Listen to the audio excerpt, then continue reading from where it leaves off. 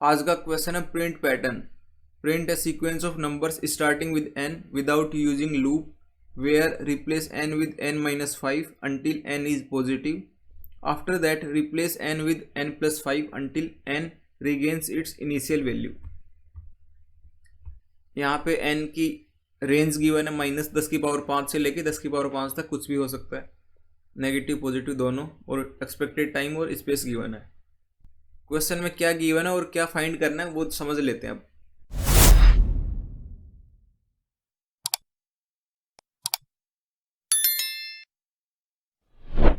तो आज का क्वेश्चन है प्रिंट पैटर्न। इस क्वेश्चन में एक इनपुट गिवन होगा n की फॉर्म में।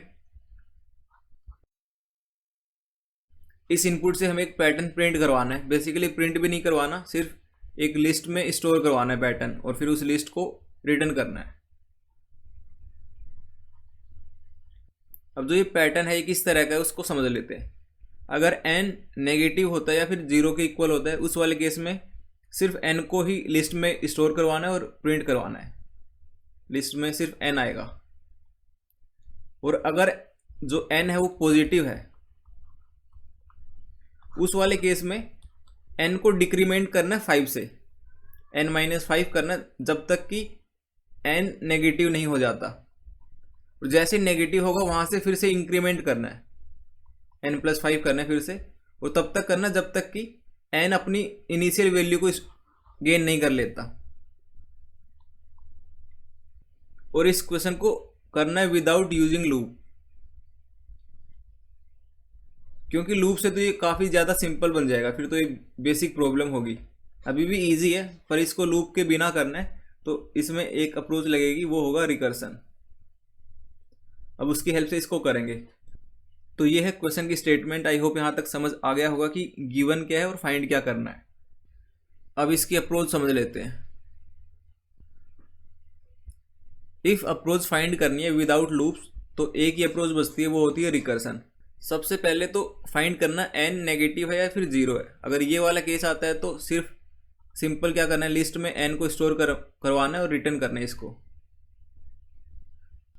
अगर n पॉजिटिव आता है, मान लेते हैं यहाँ पर n एक नंबर 25 है, तो ये पैटर्न कुछ इस तरह से होगा। पहले 25 होगा, फिर 5 माइनस करेंगे 20 बनेगा, और 5 माइनस करेंगे 15, 10, 5, 0।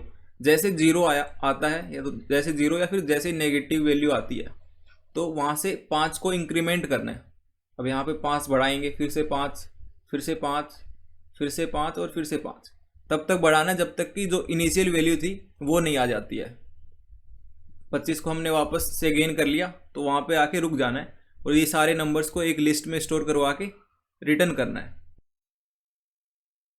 तो सेकंड केस था अगर n पॉजिटिव आता है, उस वाले केस में दो और केस बनेंगे। पहला केस होगा कि n मोडुलो 5 0 है, मतलब कि अगर 5 से डिवाइड करते हैं n को तो जो रिमाइंडर आएगा वो 0 आएगा। दूसरा केस होगा n modulo 5 not equal to 0 है। इस वाले केस में यहाँ पे 0 आएगा, और अगर ये वाला केस होता तो यहाँ पर नेगेटिव वैल्यू आती। मान लेते हैं एक नंबर है 16, तो अगर 16 के साथ करते हैं सेम काम, तो 16 फिर 11 फिर 6 फिर 1 -4 1 6 11 16। तो इस केस में ये वाली वैल्यू नेगेटिव आ रही है, मतलब एक वैल्यू नेगेटिव में जाएगी अगर n modulo 5 not equal to 0 है, और एक वैल्यू 0 होगी अगर n मोडुलो 5 इक्वल टू 0 है। तो ये दो केस बनेंगे अगर n पॉजिटिव होता है। और फिर रिकर्सन लगाना है। रिकर्सन कैसे लगेगा उसको देख लेते हैं। इफ n पॉजिटिव होता है उस वाले केस में रिकर्सिव फंक्शन को कॉल करेंगे। उसमें कुछ पैरामीटर्स आएंगे, उनको समझ लेते हैं। तो एक रिकर्सिव फंक्शन बना लेते हैं। इसमें यहाँ पे कुछ केसेस होंगे, अब इनको एक एक को समझते हैं।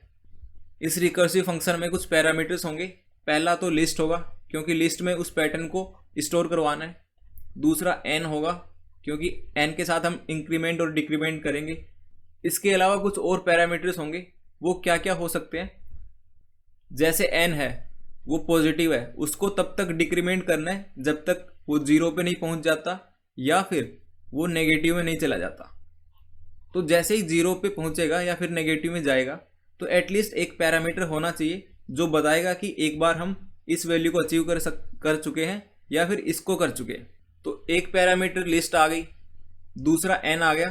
अब जो तीसरा यहाँ से, इसमें हम या तो एक बुलियन ले सकते हैं, बुलियन फ्लैग, उसको ट्रू फॉल्स करवाते रहेंगे, स्टार्टिंग में उसको ट्रू रख देंगे और जैसे ये वाली या फिर ये वाली चीज़ अचीव होगी उसको फॉल्स कर देंगे। तो जो ये तीसरा पैरामीटर है इसमें बुलियन ले सकते हैं, इंट ले सकते हैं, कैर ले सकते हैं, स्ट्रिंग ले सकते हैं, कुछ भी ले सकते हैं। बस इसका काम इतना होगा कि अगर इसमें से कोई भी एक वैल्यू अचीव होती है तो ये हमें डिनोट कर देगा। तो यहाँ पर एक तीसरा पैरामीटर बुलियन ले लेते हैं, बुलियन फ्लैग। यहाँ पर एक पैरामीटर और आएगा, वो हमें बताएगा जैसे ही हम 0 पे गए या फिर नेगेटिव पे गए, इस चीज़ को ये वाला पैरामीटर बता देगा, बुलियन फ्लैग। स्टार्टिंग में ट्रू रखेंगे, जैसे ये फॉल्स होगा हमें पता चल जाएगा हम यहाँ पर ऑलरेडी जा चुके। और जैसे इस वैल्यू को अचीव करेंगे वहाँ से हमें इंक्रीमेंट करना है, +5 करना है, और तब तक करना है जब तक कि इनिशियल n पे नहीं पहुँच जाते, इनिशियल n। तो इनिशियल n को तो हमने अपडेट कर दिया यहाँ से, तो उसके लिए एक और पैरामीटर लेना पड़ेगा जो कि इनिशियल n को स्टोर करके रखेगा। तो इसको कोई भी नाम दे सकते हैं, मान लेते हैं k है। अब ये जो रिकर्सिव फंक्शन है इसके कुछ कंडीशंस होंगी, इनको समझ लेते हैं फिर कोड करेंगे। रिकर्सिव फंक्शन है, इसके अंदर लिस्ट है, एक n है, एक बुलियन फ्लैग है, स्टार्टिंग में ट्रू होगा ये, और एक इंट k है। सबसे पहले तो रिकर्सिव फंक्शन में जैसे ही जाएंगे लिस्ट में ऐड करना होगा n को। अब नेक्स्ट कंडीशन आएगी, इफ़ जो n है वो पॉजिटिव है, साथ ही साथ में जो ये फ्लैग है ये ट्रू है, उस वाले केस में हम बोल सकते हैं कि अभी भी हम मतलब पॉजिटिव से नेगेटिव की तरफ जा रहे हैं, अभी तक नेगेटिव या फिर 0 पे पहुंचे नहीं है।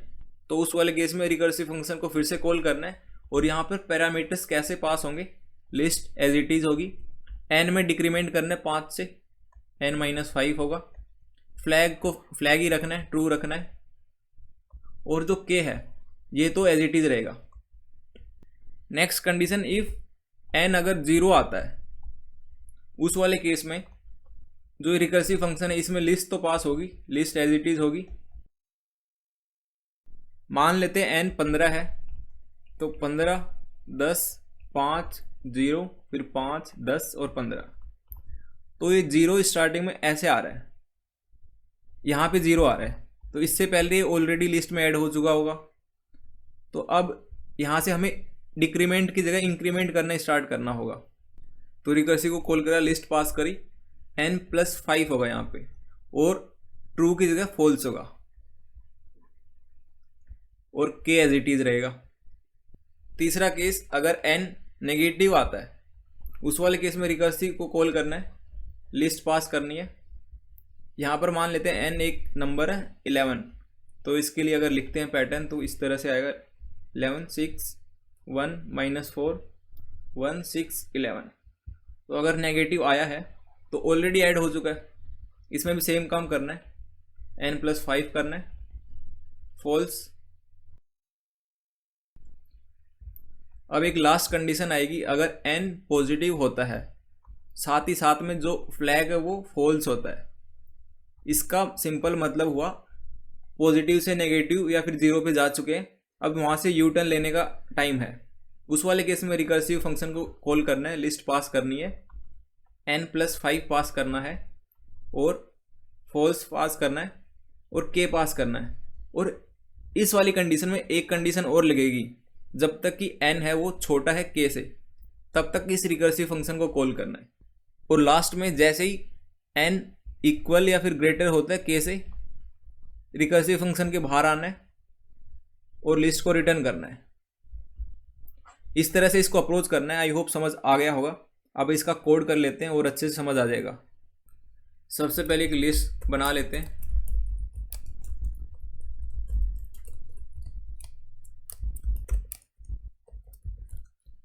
लिस्ट में ऐड करना होगा n को। इफ़ अगर n 0 से छोटा है या फिर 0 है, उस वाले केस में रिटर्न करना होगा लिस्ट को।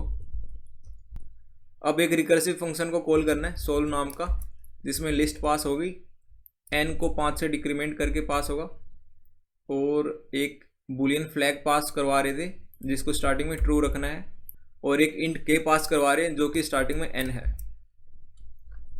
अब यहाँ से जो भी लिस्ट आएगी इस फंक्शन से उसको रिटर्न करना होगा। अब जो रिकर्सिव फंक्शन है उसको लिख लेते हैं। इसमें एक लिस्ट है,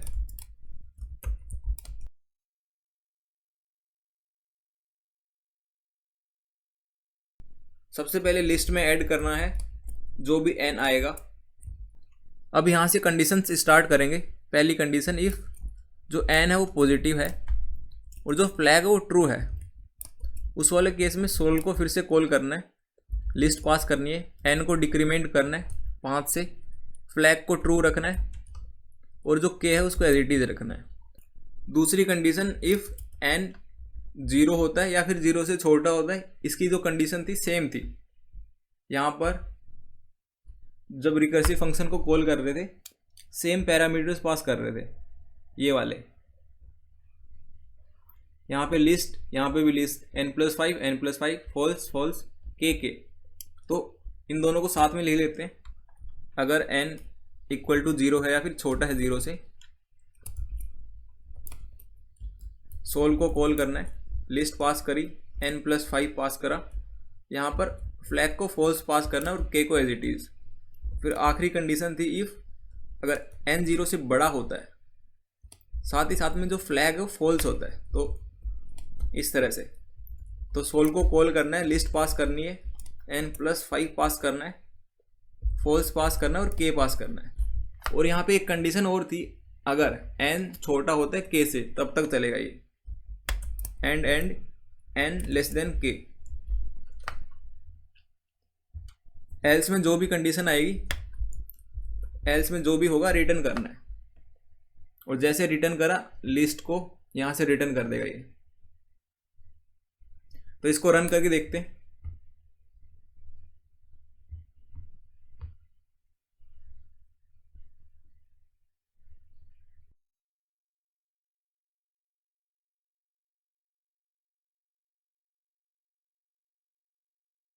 सिक्सटीन पे ठीक है, एक बार 10 पे चला के देखते हैं।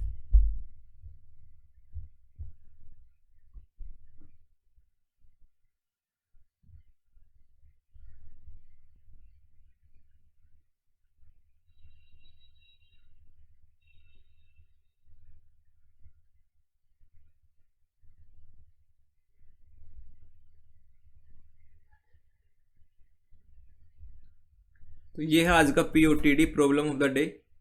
आई होप समझ आ गया होगा। अगर फिर भी कुछ डाउट रहती है तो आप कमेंट सेक्शन में पूछ सकते हो। इस कोड की जो टाइम कॉम्प्लेक्सिटी है और जो स्पेस कॉम्प्लेक्सिटी है उसको एक बार समझ लेते हैं।